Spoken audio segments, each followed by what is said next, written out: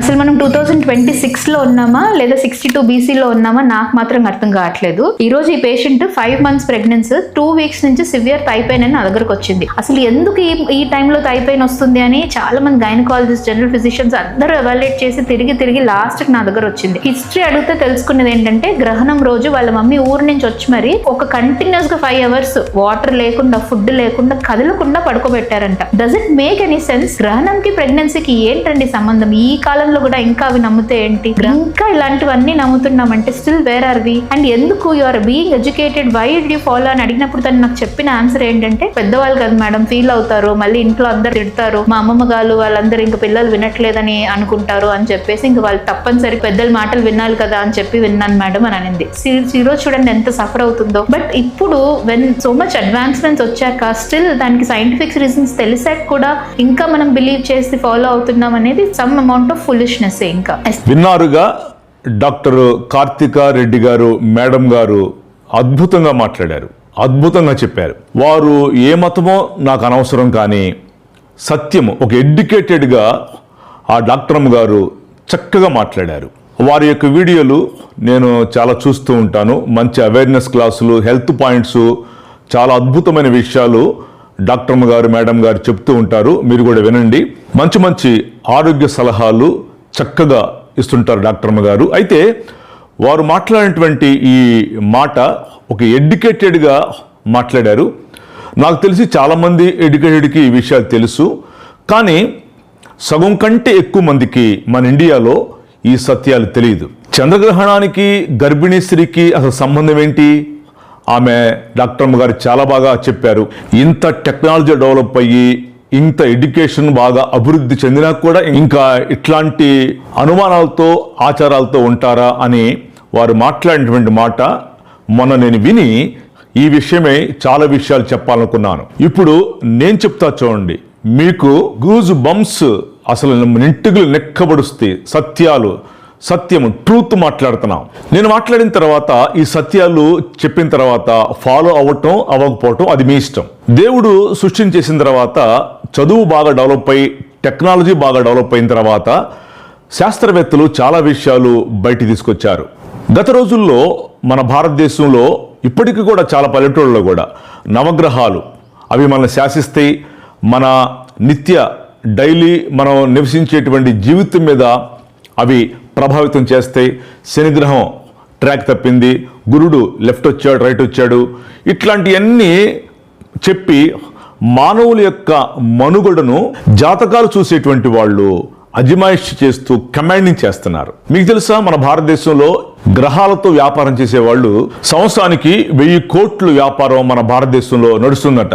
అయితే మన భారతీయులుగా మనము గతంలో శనిగ్రహం, గురుగ్రహం, గురుడు, బుధుడు, గురుడు, ఈ నవగ్రహాలు మనం శాసిస్తే, మనం మెయింటైన్ చేస్తే, వాటి కదలికలను బట్టే ఒక మనిషి యొక్క లైఫ్ స్టైల్, జీవితం ఆధారపడి ఉంటుంది, డైలీ లైఫ్ కూడా ఆధారపడి ఉంటుంది. ఇలా చెప్పేసేసి, కాకమ్మ కబుర్లు చెప్పేసేసి, చందమామ కథలు చెప్పేసేసి మనిషిని డామినేట్ చేశాడు ఒక గ్రూప్ ఆఫ్ క్యాస్ట్ వాళ్ళు. అది మీకు తెలుసు, చెప్పవసరంలా. అయితే ఎప్పుడైతే ఒక క్రైస్తవుడు నీల్ ఆర్మ్స్ట్రాంగ్ చంద్రుడి మీదకి వెళ్ళి ఆయన అక్కడ కొంత టైం ఉండి మళ్ళీ బ్యాక్ క్షేమంగా వచ్చాడో అప్పుడు భారతీయులకు భయం పోయింది. అరే, గ్రహాలు ఏం చేయవురా? ఒక పర్సన్ చంద్రుని మీదకి వెళ్ళాడు, మళ్ళీ బ్యాక్ వచ్చాడు, ఆయన ఏం కాలేదు, ఆయన బాగానే ఉన్నాడు, గ్రహాలు ఏం చేయవురా అని అప్పటి నుంచి మన వాళ్ళ యాటిట్యూడ్, మన వాళ్ళ మైండ్ మార్చుకొని అప్పటి నుంచి మన భారతీయులు కూడా గ్రహాల మీదకి వెళ్ళటం మొదలుపెట్టారు. అప్పటిదాకా భయపడుతుండేవాళ్ళు మన భారతీయులు గ్రహాల గురించి. ఎప్పుడైతే నీల్ ఆర్మ్స్ట్రాంగ్ చంద్రుని మీదకి వెళ్ళి కాలు పెట్టి మళ్ళీ క్షేమకరంగా బ్యాక్ వచ్చాడో అప్పటి నుంచి మన ఇండియన్స్, మన భారతీయులు, ఆస్ట్రోనాట్స్ కూడా వెళ్ళి రావటం మొదలుపెట్టారు. భయం పోయింది. ఇప్పటికీ కూడా అవి శాసిస్తాయి అని చెప్తారేంటి? ఒక గ్రహానికి గర్భిణీ స్త్రీకి సంబంధం ఏంటి? వేరే రోజుల్లో సైంటిఫికల్గా ఏదైనా 1-2 విషయాలు ఏదైనా ఉండొచ్చు, కానీ నవగ్రహాలు మనల్ని శాసించో, అది అంత ఫాల్స్. ఇప్పుడు నేను మీకు ఒక సిద్ధాంతం చెప్తా చూడండి, కాజ్ ఎఫెక్ట్ సిద్ధాంతం. ఇప్పుడు నా చేతులతో 2 గాజు గ్లాసులు తీసుకొని ఫస్ట్ గాజు గ్లాసుని గచ్చు మీద పడేసా, ఏమవుతుంది? పగిలిద్ది. రెండవ గాజు గ్లాసును కూడా తీసుకొని గచ్చు మీద పడేసా, ఏమవుతుంది? పగిలిద్ది. సో కాజ్ ఏంటి? మనం పడేయటం. ఎఫెక్ట్ ఏంటి? పగిలిపోవటం. సో కాజ్ పడేయటం అంటే 2 గాజు గ్లాసులు పడేసాం. 2 గాజు గ్లాసులు గచ్చు మీద పడేసినప్పుడు 2 పగిలిపోవాలా? ఒకటి పగలకుండా ఉండి ఒకటి పగిలిద్దా? కాజు ఒకటే, ఎఫెక్ట్ కూడా ఒకటే అవ్వాలా. కాజు పడేయటం, గాజు గ్లాసుల్ని గచ్చు మీద పడేయటం. ఒకటి పగిలి ఒకటి పగలకుండా ఉండదు. కాజు పడేయటం 2 గాజు గ్లాసులే. ఎఫెక్ట్ ఏంటి? 2 పగలాల. ఒకటి పగిలి ఒకటి పగలకుండా ఉండదు. కొండవీటి బాబురావు అనేటువంటి నాకు అనుకున్న ఉదాహరణకి సాయంత్రం 7 గంటలకి పెళ్ళయింది. ఒకటే తిది, ఒకటే గడియ, ఒకటే నక్షత్రం, ఒకటే రోజు, ఒకటే డేట్, ఒకటే టైం. మరొకడికి కూడా నాతో పాటు వాడికి కూడా అదే టైము అదే సమయంలో పెళ్ళయింది. నాకు మంచి పిల్లలు పుట్టారు, వాడికి కుంటి పిల్లలు పుట్టారు. అదేంటి? ఒకటే గడియ, ఒకటే తిది, ఒకటే నక్షత్రం, ఒకటే డే కదా. ఇద్దరికి ఒకటే టైం కదా, అంత సేమే కదా. నాకు మంచి పిల్లలు పుట్టి వాడికి చెడ్డ పిల్లలు పుడతామేంటి, కుంటోళ్ళు గుడ్డోళ్ళు పుడతామేంటి? కాజ్ ఏంటి? ఒకటే టైం, ఒకటే గడియ, ఒకటే తిది. ఎఫెక్ట్ ఏంటి? డిఫరెంట్గా ఉంది. This is wrong. వాస్తు గురించి మాట్లాడుతున్నాం. మన భారతదేశంలో ఇది ఎక్కువైపోయింది వాస్తు.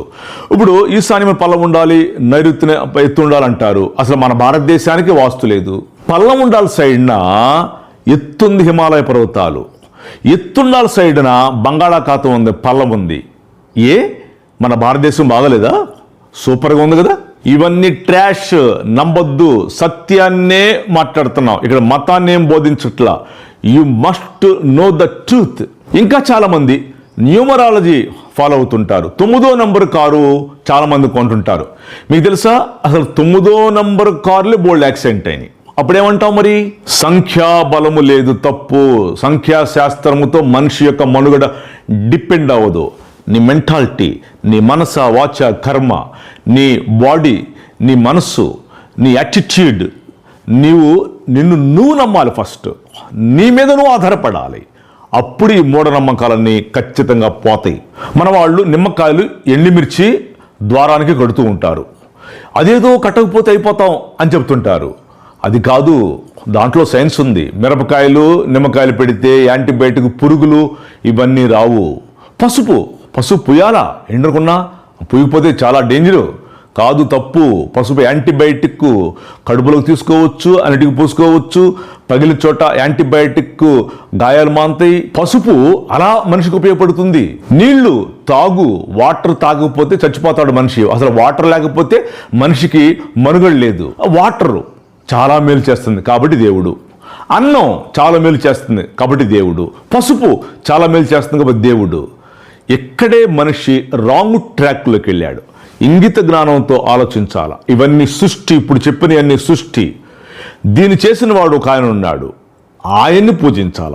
ఇవి దేవుడు కాదు, ఇది సృష్టికర్తను మనము రెస్పెక్ట్ ఇచ్చి ఆయన్ని పూజించాల. ఇవన్నీ వాస్తవాలు కాదంటారా? మీరు గుండె మీద చేసుకొని చెప్పండి. మతం పక్కన పెట్టండి కాసేపు. మతం నాట్ ఇంపార్టెంట్. మనిషి యొక్క ఇంగిత జ్ఞానముతో ఎవరైనా ఆలోచిస్తే మీకు ఇది సత్యమే అనిపిస్తుంది. సత్యము మిమ్మల్ని స్వతంత్రులుగా చేయును గాక.